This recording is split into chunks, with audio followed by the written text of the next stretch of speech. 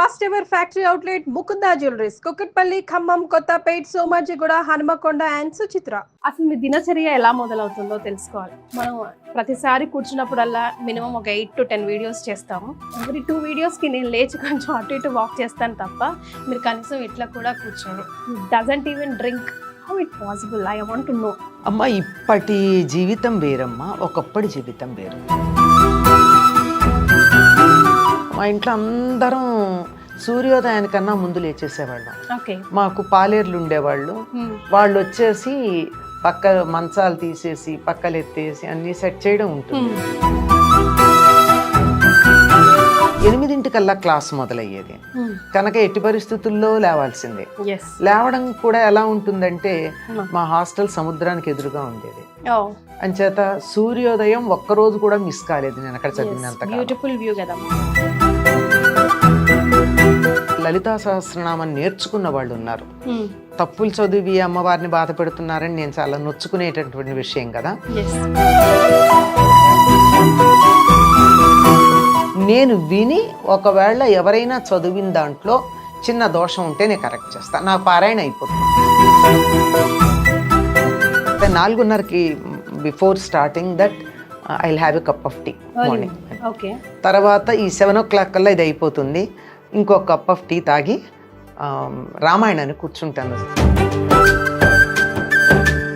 మా నాన్నగారు టీచర్ అమ్మా. మా అమ్మ నాన్నగారు టీచరు, మా నాన్నగారు కూడా టీచరే. సో మా నాన్నగారు చాలా స్ట్రిక్ట్గా ఉండేవారు, చాలా స్ట్రిక్ట్. నాన్నగారు వస్తున్నారంటే మేము పెరట్లోకి వెళ్ళిపోయేవాళ్ళం. ఆయన లోపలికి వస్తే వీధిలోకి వచ్చేవాళ్ళం. అంటే ఆయన ఎప్పుడు పెద్దగా తిట్టింది కొట్టింది అట్లాంటివి ఏం లేవు, కానీ నాన్న అంటే అటువంటి గౌరవం. నా పిల్లలకి పల్లెటూరు వాతావరణం తెలియాలని చెప్పి ఎవ్రీ సమ్మర్ నేను మా ఊర్లోనే గడిపారు మా పిల్లలు.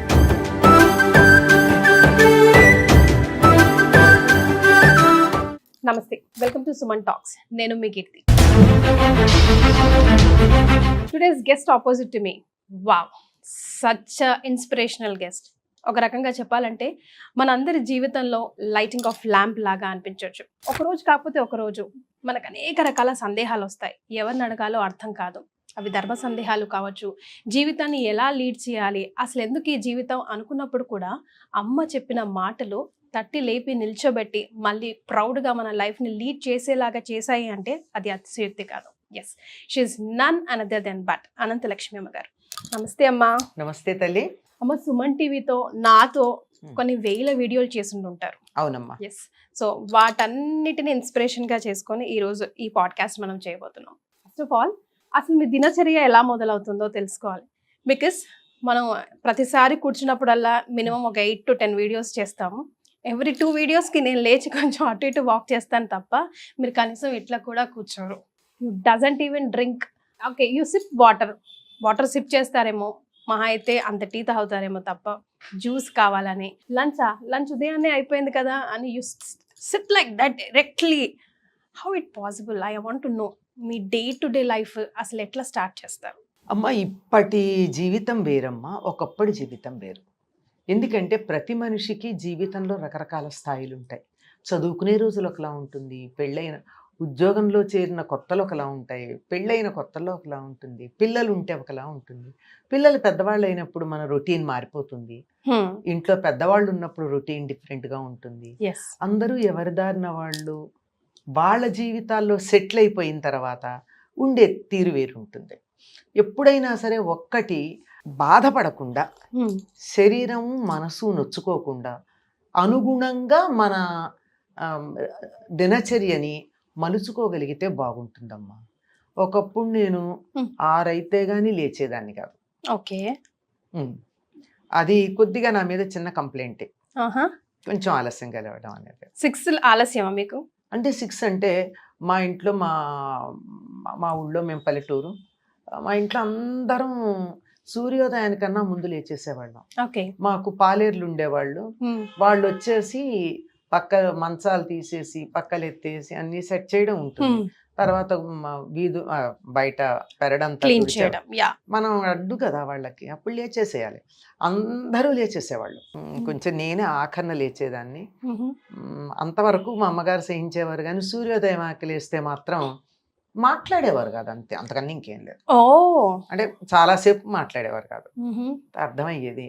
కాకపోతే కొద్దిగా నేను త్వరగా లేస్తే కాస్త ఆ రోజు డల్గా ఉండడం అవి ఉండేది. అందువల్ల పెద్దగా పట్టించుకోకపోయినా అందరూ మాత్రం త్వరగా లేచేవాళ్ళు.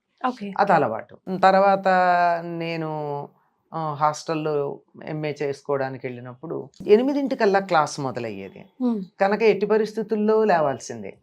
లేవడం కూడా ఎలా ఉంటుందంటే మా హాస్టల్ సముద్రానికి ఎదురుగా ఉండేది. అంచేత సూర్యోదయం ఒక్కరోజు కూడా మిస్ కాలేదు నేను అక్కడ చదివినంత. బ్యూటిఫుల్ వ్యూ కదా. Beautiful view. ప్రకృతి ప్రేమ వల్ల సూర్యోదయం మిస్ కాకూడదని బలవంతంగా త్వరగా లేచేదాన్ని. సో ఎప్పుడు లేట్ అవ్వకుండా 7:15 కల్లా బస్సు వస్తే అందులో వెళ్ళిపోయేవాళ్ళం. సో దాన్ని బట్టి మన షెడ్యూల్స్ అలా మారుతూ ఉంటాయి. తర్వాత ఉద్యోగం, పిల్లలు, అట్లాంటప్పుడు రాత్రుళ్ళు మేలుకొనడం, అప్పుడప్పుడు ఆలస్యంగా లేవడం, ఇట్లా మొదలవుతూ ఉంటుంది. ఇప్పుడు అన్నీ అయిపోయి ఇంకా మనది ఏది పెద్ద మార్పులు లేవు అని అనిపించాక మాత్రం 4:30కి లేవాలి అని మనసులో గట్టిగా అనుకున్నాను. దానికోసం కొంచెం ప్రయత్నమే చేయాల్సి వచ్చింది, కానీ ఇప్పుడు 4:30కి లేవడం. 4:30కి లేచి స్నానం చేసి గీజర్ ఆన్ చేసి అటు ఇటు కొంచెం సర్దుకునేప్పటికి ఎంత 5 నిమిషాల్లో కాగిపోతాయి కదా. స్నానం చేసి 5 మాకు ఒక క్లాస్ ఉంటుందమ్మా, గూగుల్ మీట్ ఉంటుంది, దానికి జాయిన్ అయిపోతారు.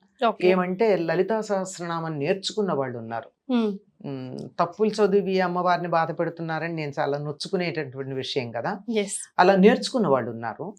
ఆ నేర్చుకున్నటువంటి వాళ్ళే కాకుండా జనరల్ గా లలిత నా దగ్గరే కాకుండా నేర్చుకున్న వాళ్ళు ఉన్నారు కదా, వాళ్ళంతా ఒక గ్రూప్ గా చదువుతారు. ఒక్కళ్ళు చదువుతారు, మిగిలిన వాళ్ళు వింటారు.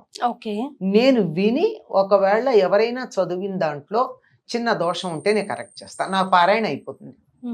నేనే కాదు, మొత్తం సుమారుగా దరిదాపుల్లో 60 మంది దాకా మెంబర్లు ఉన్నారు, కానీ డెఫినెట్ గా అందరూ చేరేది 35-40 మంది చేరతారు ప్రతిరోజు.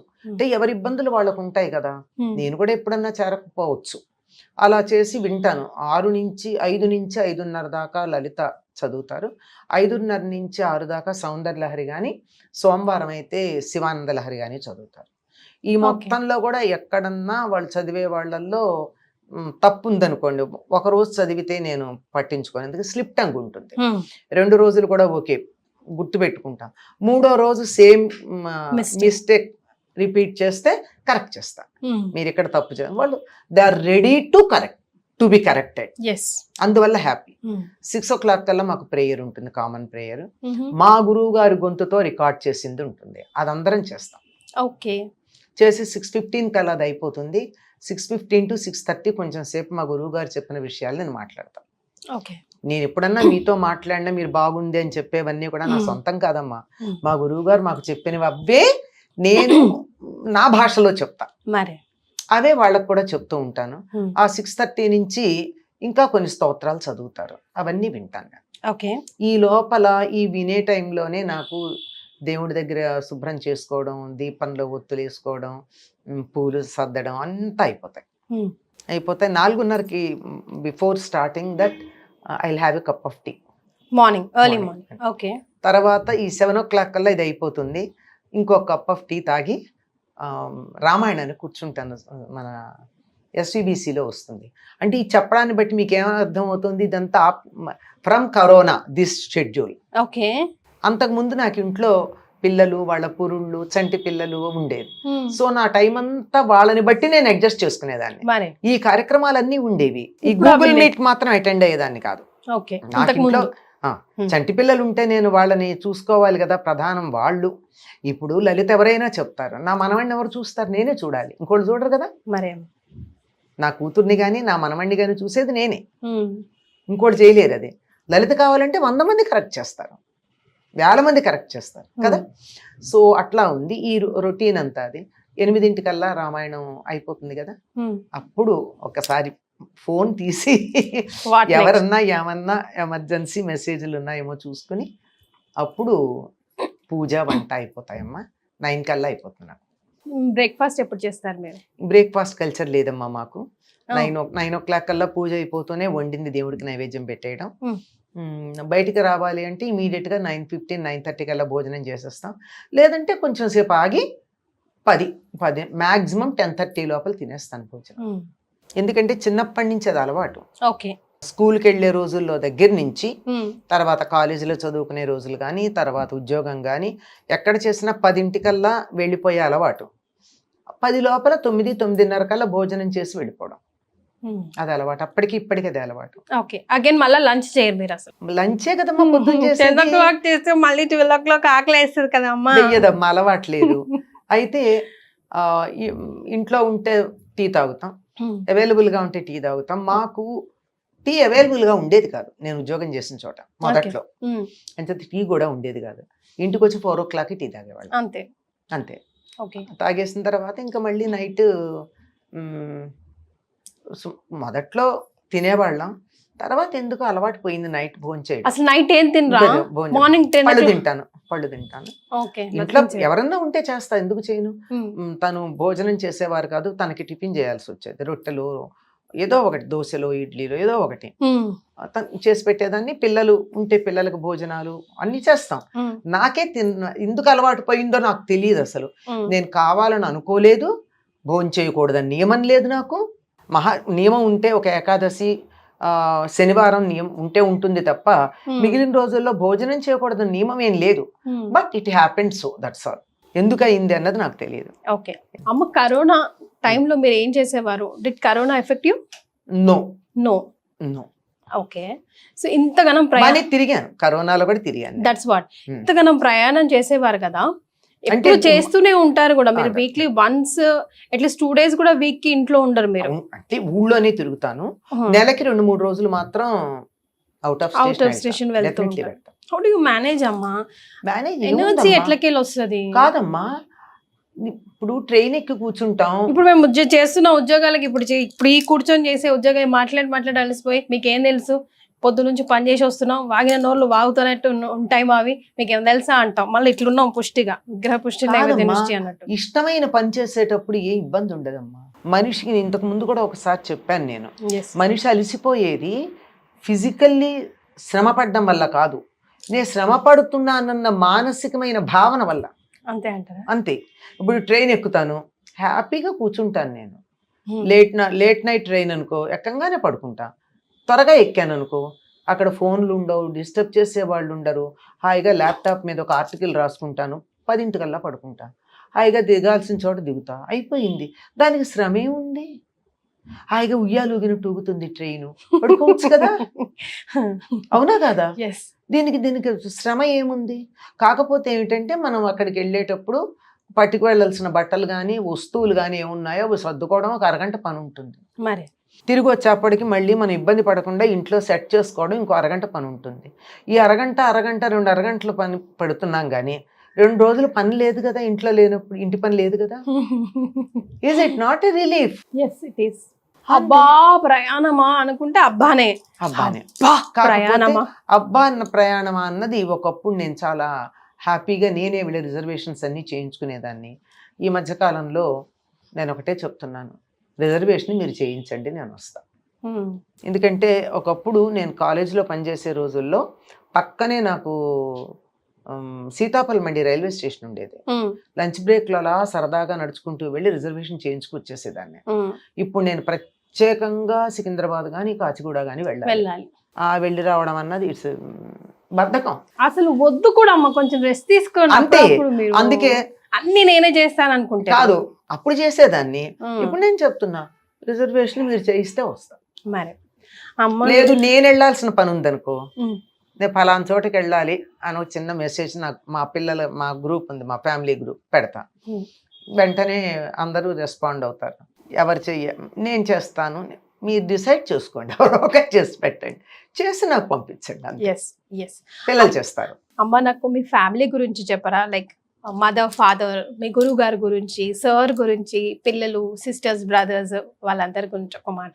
మా నాన్నగారు టీచర్ అమ్మా. మా అమ్మ నాన్నగారు టీచరు, మా నాన్నగారు కూడా టీచరే. ఓకే. మా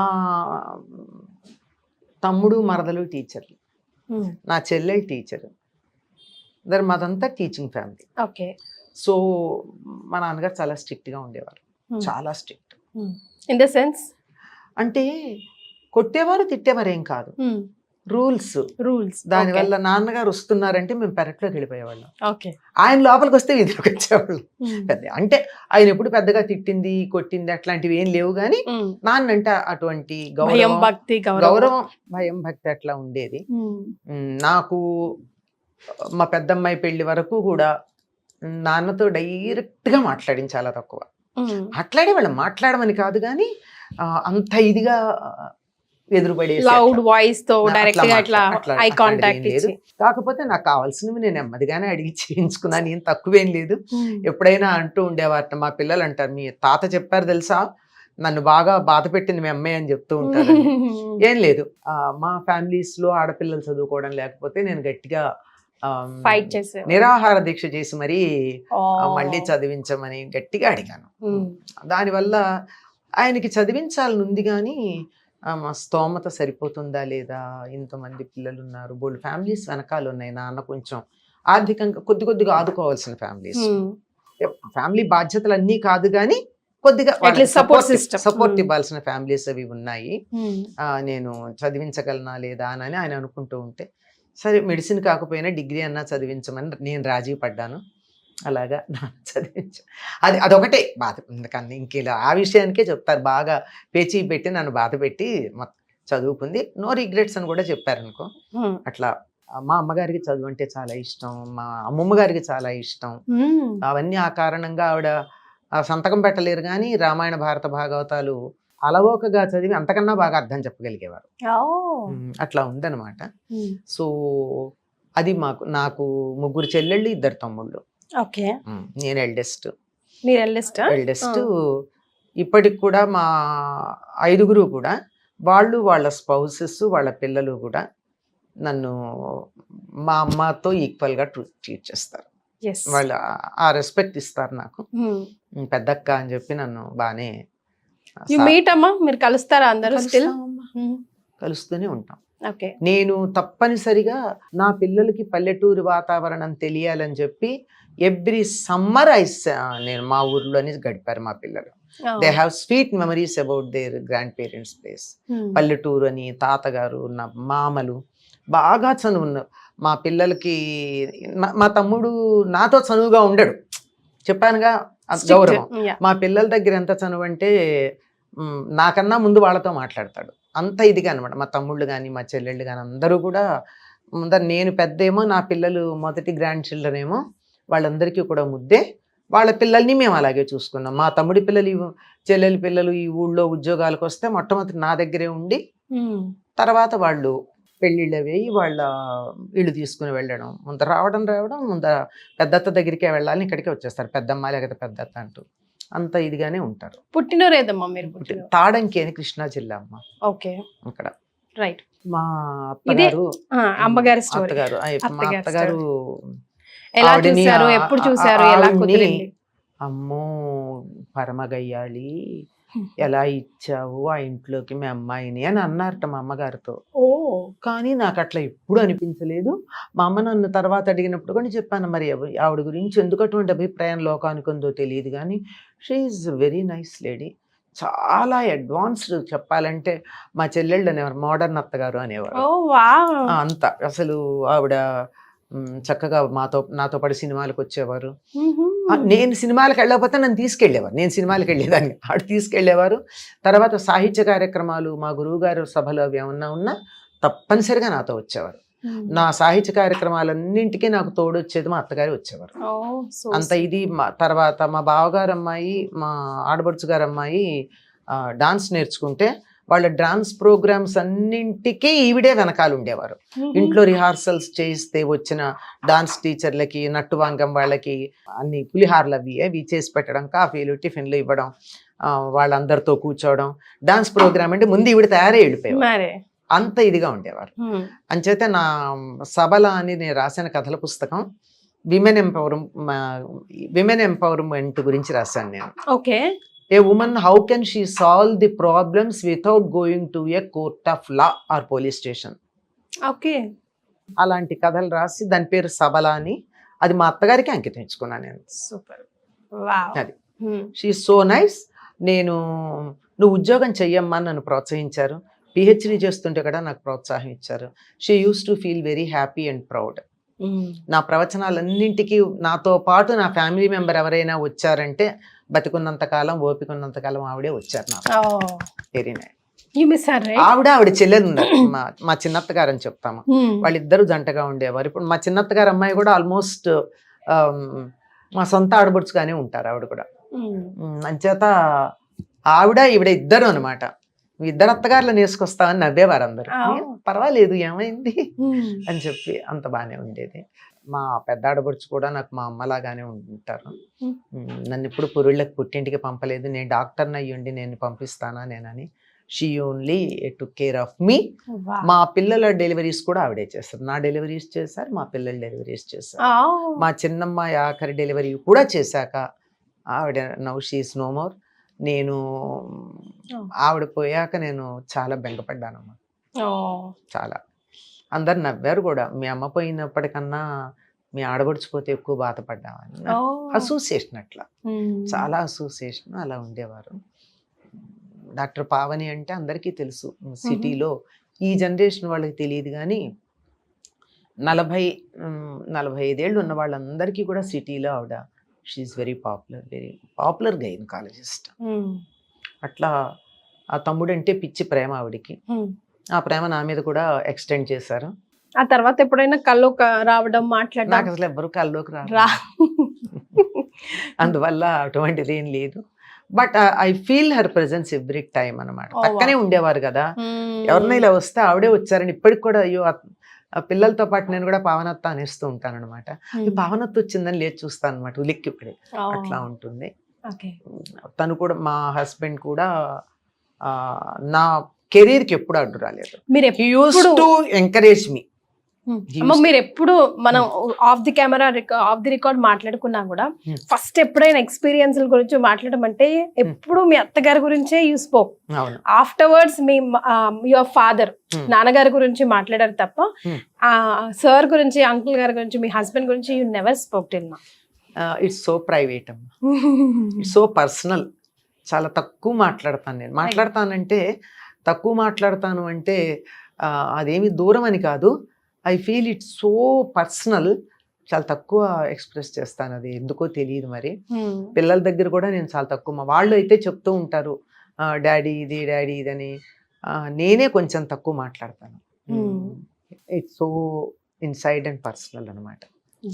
and he never discouraged me, he always encouraged me. He's only a graduate.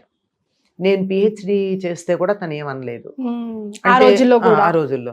పైగా నాకు అంతా పిహెచ్డి కావాలంటే ఎక్కడికి కావాలంటే అక్కడికి, ఎక్కడ లైబ్రరీ ఉందంటే అక్కడికి నాతో పాటు నన్ను బండి మీద తీసుకెళ్ళి నేను లైబ్రరీలో మొత్తం చదువు పూర్తయ్యేదాకా వెయిట్ చేసేవారు. పేపర్లు జిరాక్స్ కావాలంటే చేసి పెట్టేవారు అన్ని. హీఈస్ నేను అందులో ఉన్న థాట్స్ నవి కానీ ఫిజికల్ లేబర్ అంతా తనది. చేత that goes to both of us. నేను తంజావూరు వెళ్ళాలంటే సౌత్ టూర్ వెళ్ళినప్పుడు తంజావూరు తప్పనిసరిగా ఒక మేజర్ స్టేగా పెట్టుకుని మేము తంజావూరు లైబ్రరీకి వెళ్ళడం కూడా అయింది. అంటే అదే పాయింట్తో సౌత్ టూర్ పెట్టుకున్నాను, నార్త్ వెళ్ళకుండా. ఇలాగే మీరు అన్నారు ఆ రోజుల్లోనే అనే మాట. అట్లా కొంతమంది అదేంటి తనంత ఎక్కువ క్వాలిఫికేషన్స్ తెచ్చుకుంటూ ఉంటే నీకు ఇన్ఫీరియారిటీ కాంప్లెక్స్ రాలేదా అడగకుండా ఉండరు కదా. ఇప్పుడంటే ఓకే, అప్పుడైతే చాలా ఇప్పుడు కూడా చాలా మంది భరించలేరమ్మా, చాలా మంది భరించలేరు. అంటే it's a feather in my cap. మా ఇద్దరి మధ్య తేడా ఏమిటి? తనకొస్తే ఒక డిగ్రీ, అది నాకు కాదని మీరు ఎట్లా అనుకుంటున్నారు అని అడిగారు. సో అందుకే నేను ఎక్కువ డిఫరెంట్గా, నాకన్నా డిఫరెంట్ అని చెప్పి నేను ఎక్కువ చెప్పలేను. అది లైక్ టూ పీసెస్ అని అన్న ఫీలింగ్ ఉండదు అనమాట. అందువల్ల ఎక్కువగా మా పిల్లలు కూడా అది అంటారు, అమ్మ ఎప్పుడు మాట్లాడదు నాన్న గురించి, డాడీ గురించి. వాళ్ళని, ఆయనకి ఇంగ్లీష్ ఇష్టం అనమాట, డాడీ అని పిలిపించుకునేవారు. నన్నైతే అమ్మ అని పిలుస్తారు పిల్లలు. మా పిల్లలందరూ కూడా అంతే. ఆయన కొద్దిగా ఇంగ్లీష్ లిటరేచర్లో he's very good in English literature. చాలా బాగా మంచి. అందుకే కాబోలు నేను కూడా ఎప్పుడైనా ఇంగ్లీష్లో మాట్లాడినా ఎప్పుడు ఇంగ్లీష్లో ఇప్పటివరకు యూ నెవర్ ఎప్పుడు ఆపలేదు తెలుగులో మాట్లాడు తెలుగులో, బికాస్ చాలా మంది ఆధ్యాత్మికవేత్తలు they specify don't speak in Telugu, don't speak in English, వీలైనంత మటుకు తెలుగులో మాట్లాడండి అని కమెంట్స్ కూడా వస్తుంటాయి. తెలుగు నేను క్లాసులో ఆంగ్ల పదం ఏనాడు వాడలేదు తెలుగు క్లాస్లో. మరి సెమినార్లకు వెడితే ఒక్క తెలుగు పదం వాడకుండా ఇంగ్లీషే మాట్లాడతాను. I give lectures in English without using one Telugu word. చేత ఏ భాషకు ఆ భాషే. మా ఇంట్లో అన్ని బాగా ఉర్దూ మాట్లాడేవారు, మంచి ఇక్కడే పుట్టి పెరిగారు కనుక బ్రహ్మాండమైన ఉర్దూ. తర్వాత ఉర్దూ షాయరీలు కోట్ చేస్తూ ఉండేవారు. ఇంగ్లీష్ బుక్స్ కొన్ని అయితే నేను చదవను కూడా చదవలేదు కొన్ని books. He use to read and give me the gist of it. So అది అట్లా ఉండేది. అందుకే నాకు డిఫరెంట్గా చెప్పడానికి ఏమీ ప్రత్యేకం ఉండదు. అసలు ఏం జరిగింది ఏంటి? Where did you last him? ఎప్పుడు, ఎలా? Throat cancer. 2 years treatment. Okay. Almost 2 years, 10 days in Apollo and 9 days at home. 10 days in Apollo and 9 days at home I spent. Okay. From 2011 February to December 2012. Okay. అది కూడా he never felt bad. I'm getting the best of the treatment. ఎందుకంటే అపోలోలో మాకు ఏమంటారు దాన్ని, executive class arrangements ఉండేవి. పెద్ద room, హాయిగా తను టీవీ చూసుకుంటూ కూర్చునేవారు. అక్కడ నేను ఉండేదాన్ని. Whatever he ask something it will be served, అలా ఉండేది. కరెక్ట్. సో నవ్వేవారు డాక్టర్ విజయ్ కుమార్ లాంటి వాళ్ళు, మీరిద్దరూ హనీమూన్కి వచ్చినట్టు వస్తున్నారు, హాస్పిటల్కి వచ్చినట్టు కాదు. అట్లా అంటే ఏడ్చినందువల్ల, బాధపడినందువల్ల బాధే తప్ప ఎక్స్ట్రా ఏమీ మనకి రిలీఫ్ రాదు కదా.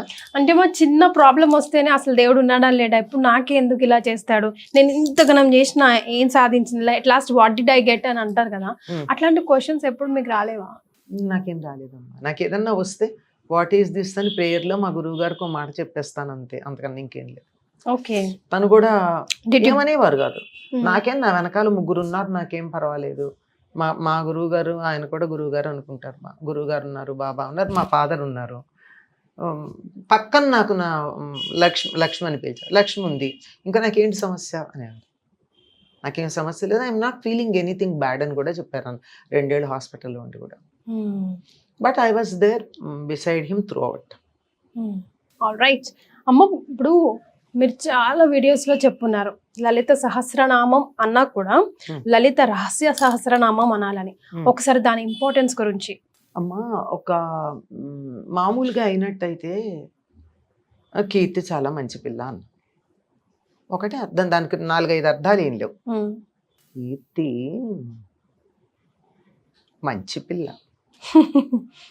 అన్నాను అనుకో, కొంచెం ఏదో ఉందా అక్కడ అంటే, కావాలని నీ మంచితనాన్ని హైలైట్ చేశానా, లేకపోతే నువ్వు పైకి మంచితనంగా కనపడుతున్నావు కానీ లోపల వేరే ఏదన్నా ఉందా అన్నాను. ఇది మామూలు రెండే. అట్లా కాకుండా షీఈ్ ఎఫిషియెంట్ అన్నా. ఎఫిషియెంట్ అంటే ఏ రకంగా ఎఫిషియెంట్? ఉద్యోగంలోనా, ఇంట్లోనా, మేనేజ్మెంట్లోనా, ఫైనాన్స్లోనా, ఎందులో ఎఫిషియెంట్ చెప్పమ్మా. ఎస్, స్పెసిఫికేషన్ లేదు. అలా ఒక్క నామంలో కనీసం 5 స్థాయిల మీనింగ్స్ ఇమిడ్చి చెప్పారు. అక్కడ రహస్యం అంటే దాచిపెట్టుకోవడం అని కాదు, నీకు పట్టా అర్థం కాదు, ఇట్ ఈస్ కోడెడ్, చాలా అంతరార్థాలు ఉన్నాయి, జాగ్రత్తగా చదువుకోండి అని చెప్పడం అంతే. దాచమని కాదు అక్కడ అర్థం. దీన్ని అర్థం చేసుకోవడానికి యు నీడ్ ఎ కీ. బీరువాలో పెట్టాం, తాళం కావాలి. తాళం చెవి ఉంటే కానీ తెరిపిన పడదు, లేకపోతే ఊరికి అద్దాల బీరువాలోంచి లోపల అందమైన చీరలు, నగలు కనపడుతున్నాయి కానీ అవి కావాలంటే ఏం చెయ్యాలి? తాళం చెవి కావాలి. తాళం చెవి తీసుకుంటే కూడా ఒక్కొక్క అరలో ఒక్కొక్కటి ఉంది. నీకు బయట కూడా కనపడుతోంది కానీ డిఫరెంట్ అరల్లో బోల్డ్ ఉన్నాయి. ఇవన్నీ అట్లా ఒక్కొక్క నామం అలా వ్యక్తిగతమైనటువంటి ఔన్నత్యానికి, కుటుంబపరమైనటువంటి సౌఖ్యానికి, సామాజిక స్పృహకి, పర్యావరణ స్పృహకి, మొత్తం ఖగోళ విజ్ఞానం ఇలాంటివన్నీ ఇముడ్చుకున్నాయి ఒక్కొక్క నామం. ఇవన్నీ తెలుసుకోవడానికి తాళం చెవులు కావాలయ్యా. ఊరికే పైకి చదివితే అంత మాత్రమే కాదు, ఇంకా చాలా ఉంది అని చెప్పడం ఇందులో అర్థం అనమాట. Yes, so this is your favourite subject, మీ మనసుకి చాలా దగ్గరైన సబ్జెక్ట్. బికాస్ ఇప్పుడు వరకు మీ ఫేస్ ఎలా ఉండింది, లలిత సహస్రనామాలు అనగానే మీ ఫేస్ ఎలా వెలిగిపోతుందో ఎవిడెంట్గా మాకు కనిపిస్తుంది. సో ఈ లలిత సహస్రనామాలు మీ లైఫ్లో తీసుకొచ్చిన చేంజెస్ ఏంటి? Like how you are so attach to it అంటే ఏం చెప్తారు?